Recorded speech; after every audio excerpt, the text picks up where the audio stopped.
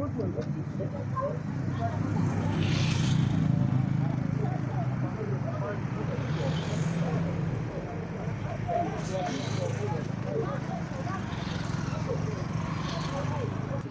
reserve yalekawo nga kati ow'ebigere walina okwekubira ate omuntu okutandika okukola okuzimbawo naye abantu bano baleka mu njogera yabo balina order from above bakikozesa ki obuchina bulina gwe berumumiza eyajja n'abugyako mu ssente kala nebbaluwa ffe gye twabasabye tubaleko tebabakiriza ku pulaani okwongerako twabalaze nti yaki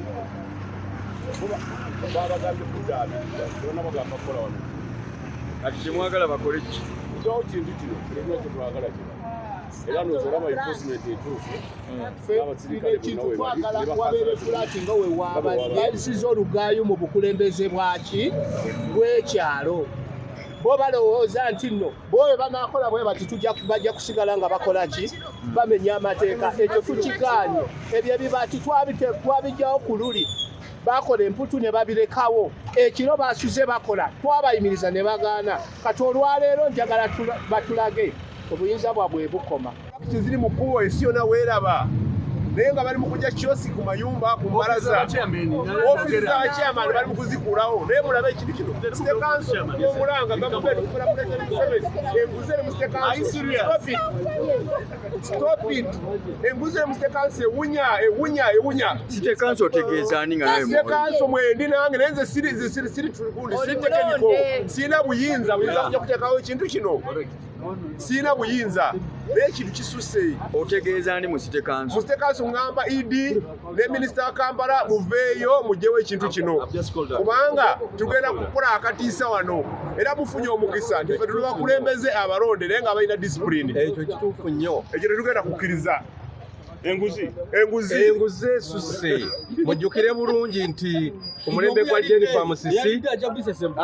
Jennifer Musisi nga yakajja okubeera executive director mu Kampala nga bino tabikiriza waliwo muganda wa president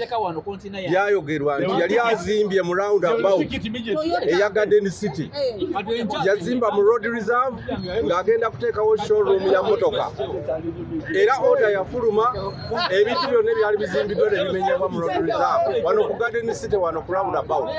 kati tuyinza tutya okubeera n'ebintu bino ebifaanana bwe biti ebizimbibwa mu road reserve ebizimbiddwa ku pavement nga tetulina obukulembeze obupya obulungi bwe tusuubira nti buli kimu kuba twatandika nga Kampala KCCA twatandika puroguramu ya smart city ng'egendereddwa okukirininga Kampala okugyamu ebintu ebifaananawo ebiti ebitali mu mateeka ebitazimbiddwa ku mateeka lwaki bwe kiba nti abantu bazimbye structures ebitali mu mateeka abo abateeka mu nkola smart city lwaki tebabimenyawo lwaki basirise